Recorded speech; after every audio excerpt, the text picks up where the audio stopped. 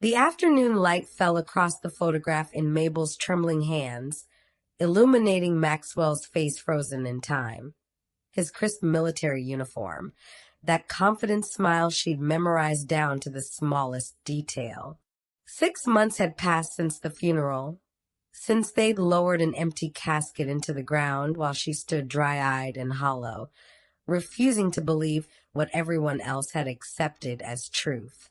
"He's gone, Mabel," her mother had whispered at the service, gripping her arm.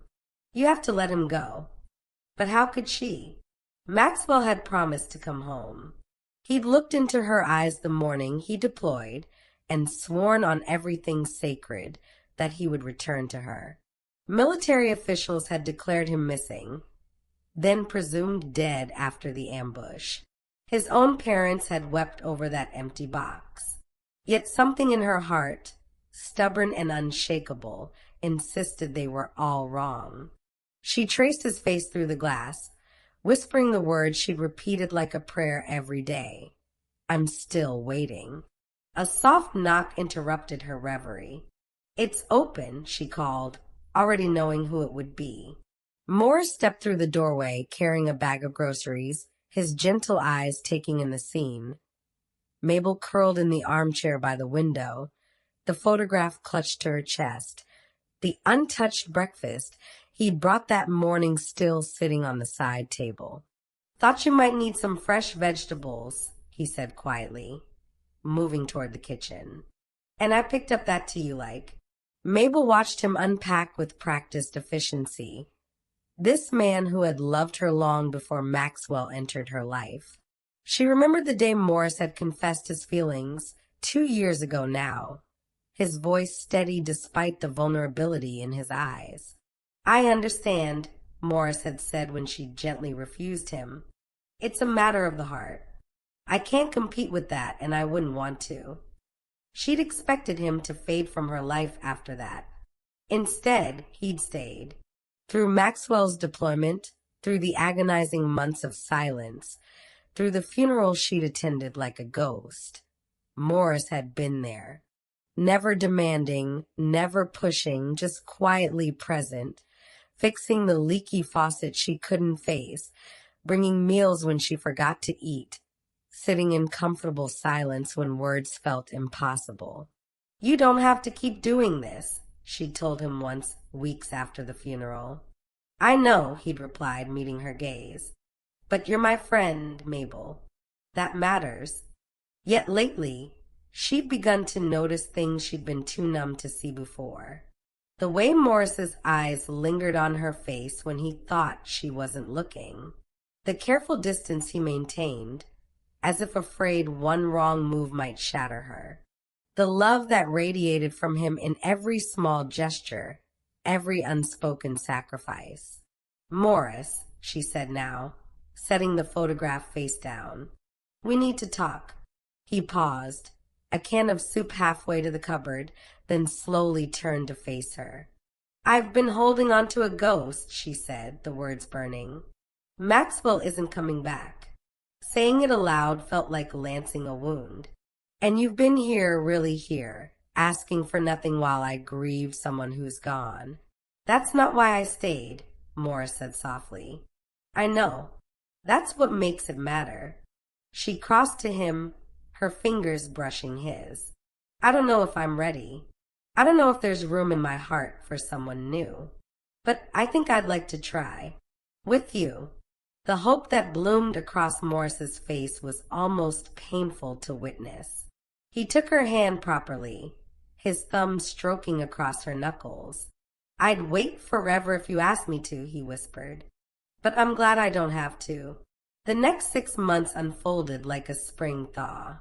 Morris courted her with the same quiet devotion, but now Mabel allowed herself to recognize it for what it was: love, patient and enduring. They walked through the park on Sunday mornings, their conversations flowing from silence to depth and back again. He kissed her for the first time under the oak tree where she used to wait for Maxwell's letters, and though guilt flickered in her chest, it was softer now, more like nostalgia than betrayal.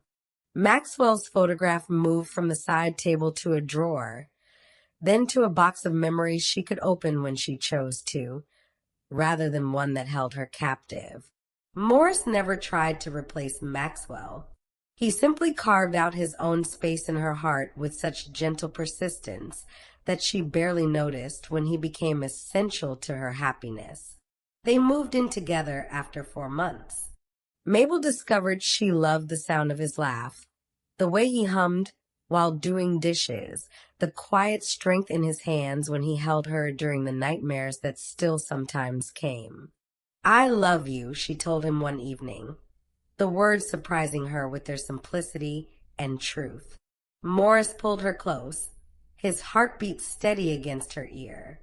"I love you too. I always have." For the first time in 18 months, Mabel felt genuinely happy. The future stretched before her full of possibility. Maybe a house with a garden, maybe children someday, maybe just the simple joy of building a life together one day at a time.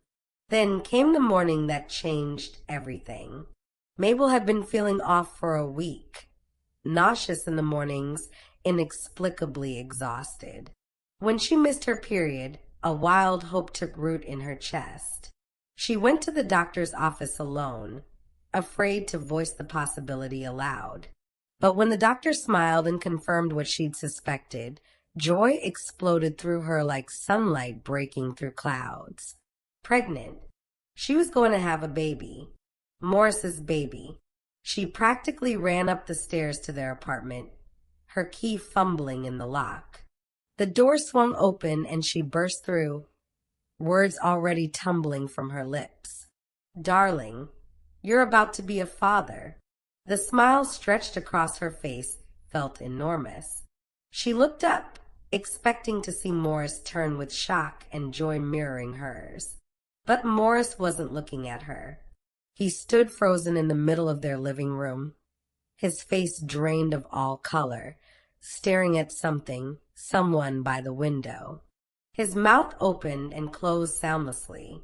She followed his line of sight. And there, solid and real and impossible, stood Maxwell.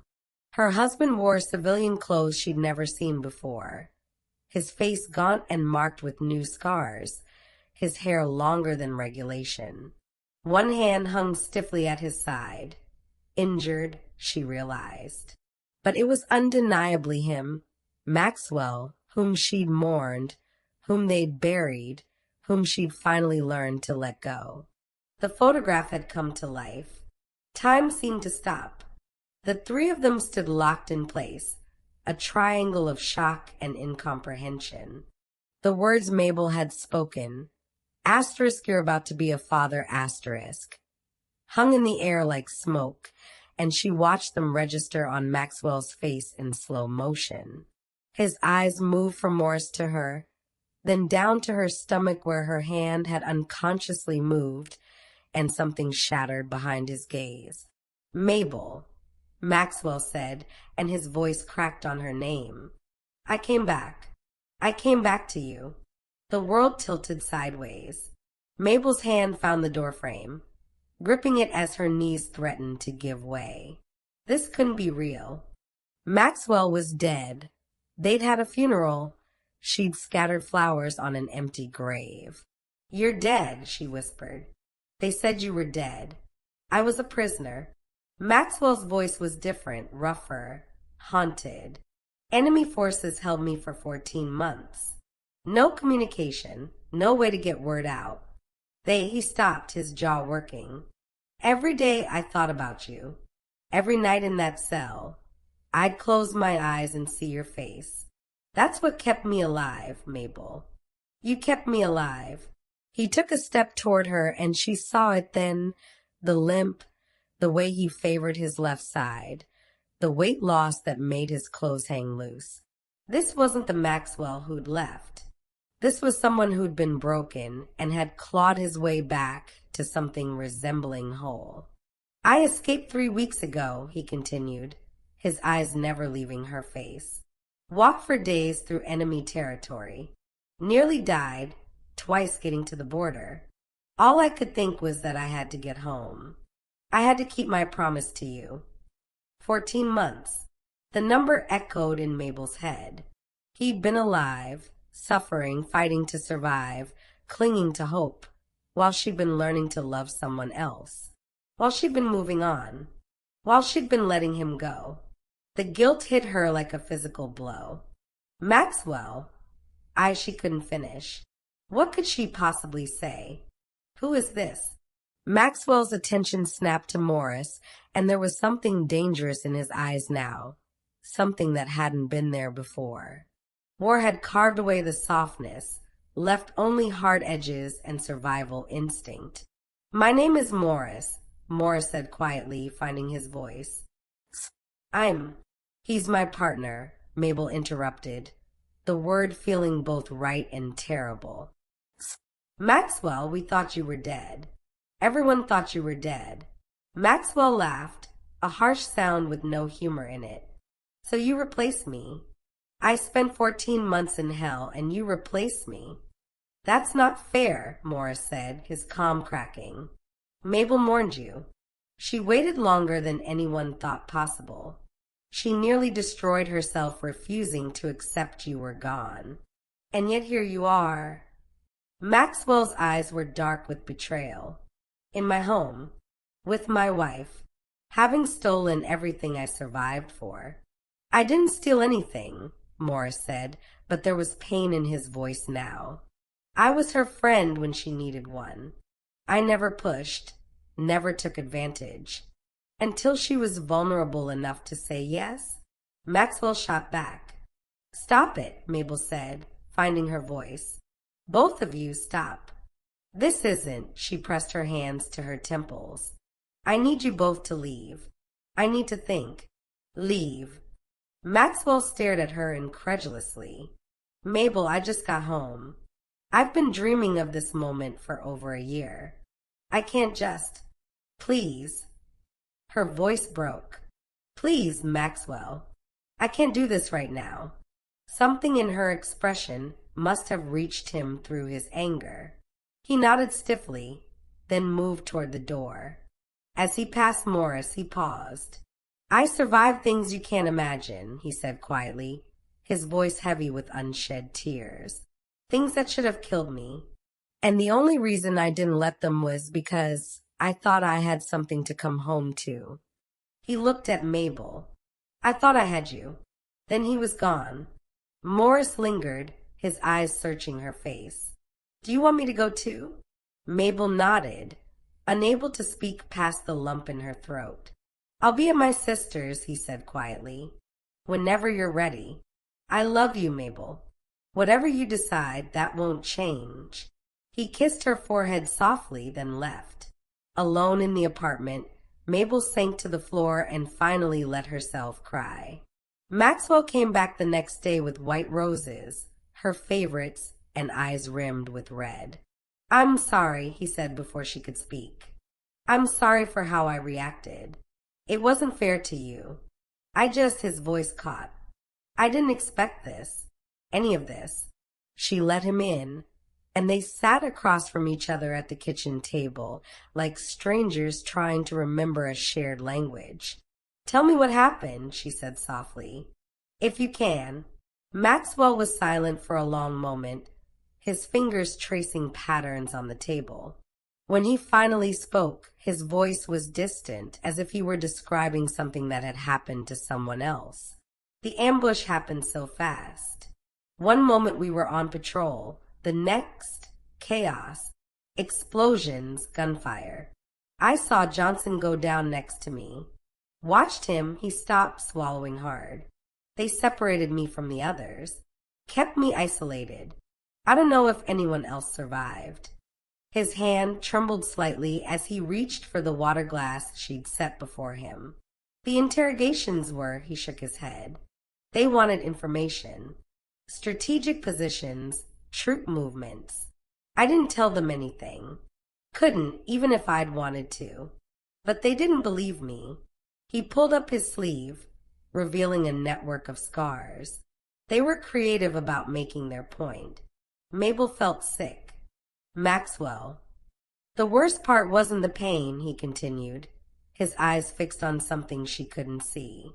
It was the silence, being alone in that cell for weeks at a time with nothing but my thoughts. I started talking to you, Mabel. Full conversations. I'd tell you about my day, he laughed bitterly, as if there was anything to tell. I'd describe what I'd cook you when I got home, the trips we'd take, the life we'd have. He finally looked at her, and the raw vulnerability in his eyes made her chest ache. You were my anchor, he whispered, the one thing they couldn't take from me. When I wanted to give up, when it would have been easier to just stop fighting, I'd think about you waiting for me. I'd remember my promise. His voice broke. That promise is the only reason I'm alive, Mabel. And there it was, the impossible weight of it. She was the reason he'd survived. His love for her, his determination to come home to her, had kept him breathing through unspeakable horror. How could she tell him that while he'd been clinging to her memory as his lifeline, she'd been falling in love with someone else?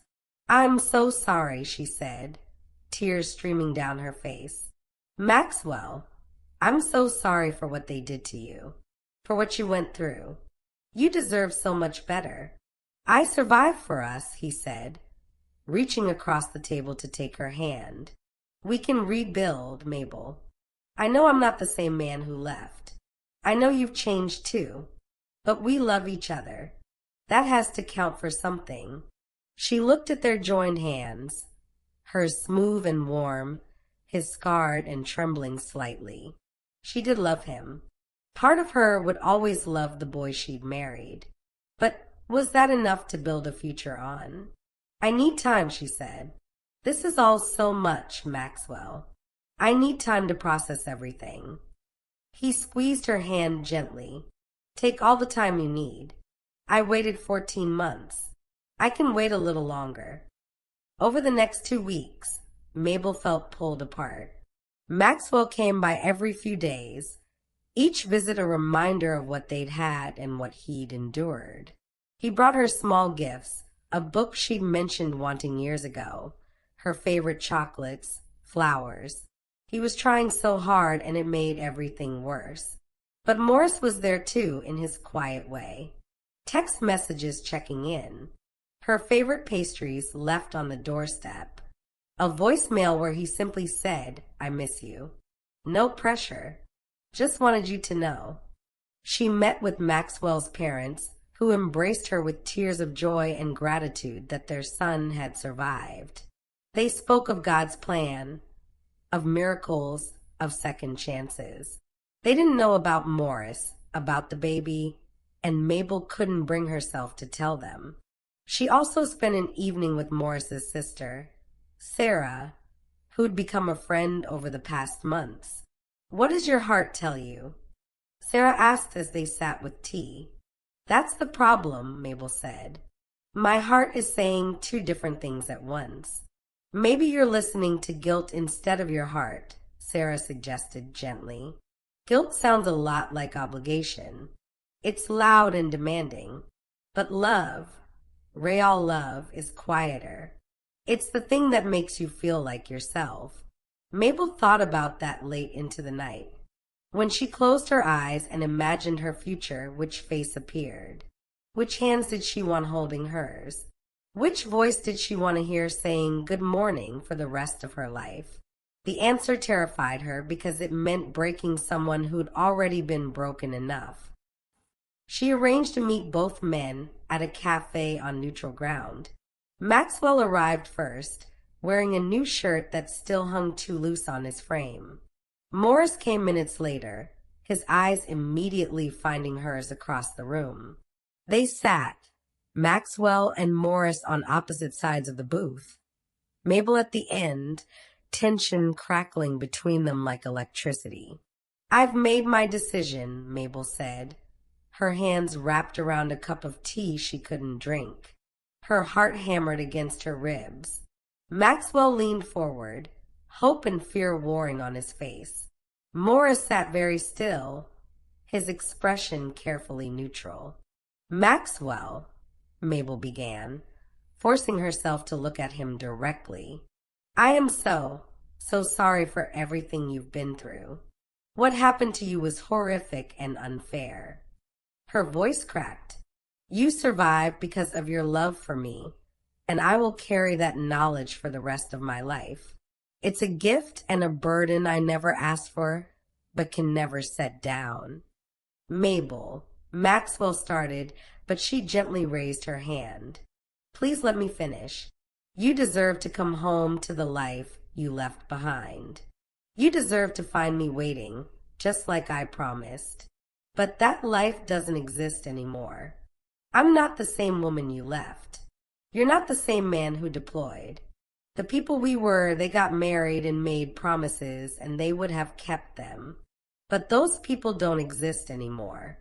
We can rebuild, Maxwell said urgently. Mabel, we can figure it out together. I know it'll take time, but we love each other. I love who you were, Mabel said gently.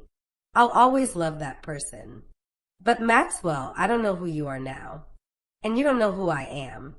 We'd be building on a foundation that crumbled while we weren't looking. So you're choosing him? Maxwell's voice was hollow. 14 months of hell, and I come home to nothing? You don't come home to nothing, Mabel said, tears streaming down her face. You come home to people who care about you.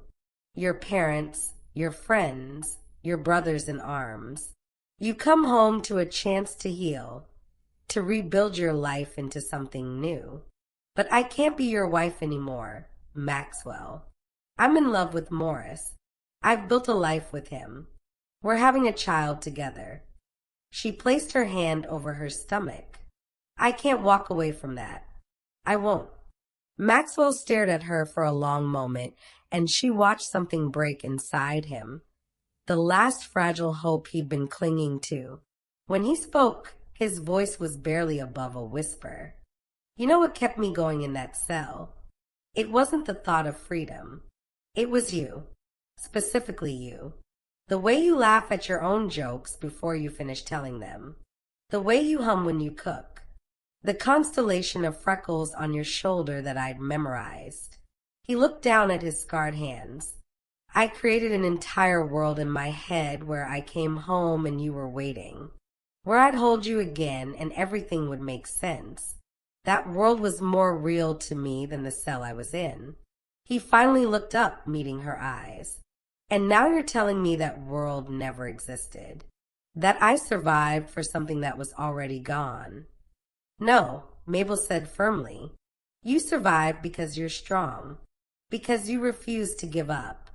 I may have been your reason, but the strength was yours, Maxwell. That's yours to keep. It doesn't feel like enough. I know. I'm sorry.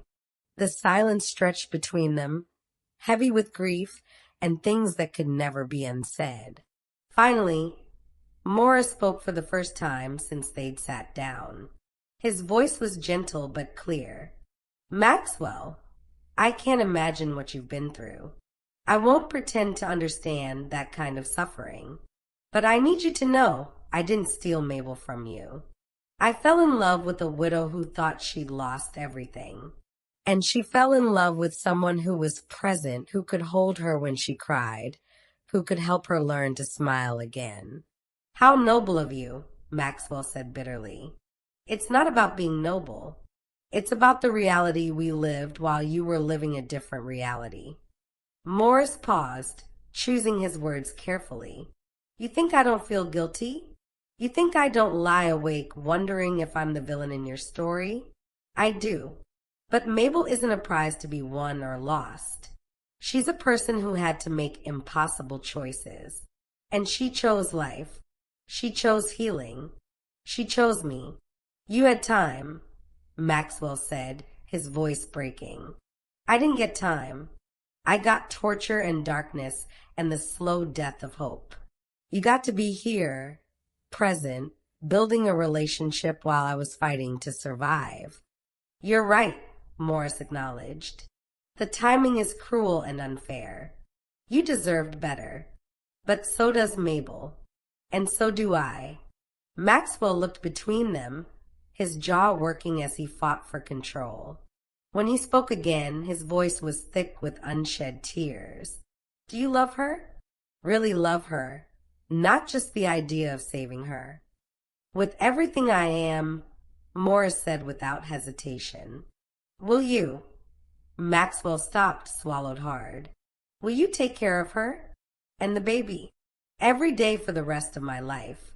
Maxwell nodded slowly, as if accepting the terms of a treaty he'd already lost. He turned back to Mabel. I need you to know something, he said. I don't forgive you. Not yet. Maybe someday, but not today. But I also don't hate you. I can't hate you. You were my light in the darkness, even if that light was already meant for someone else.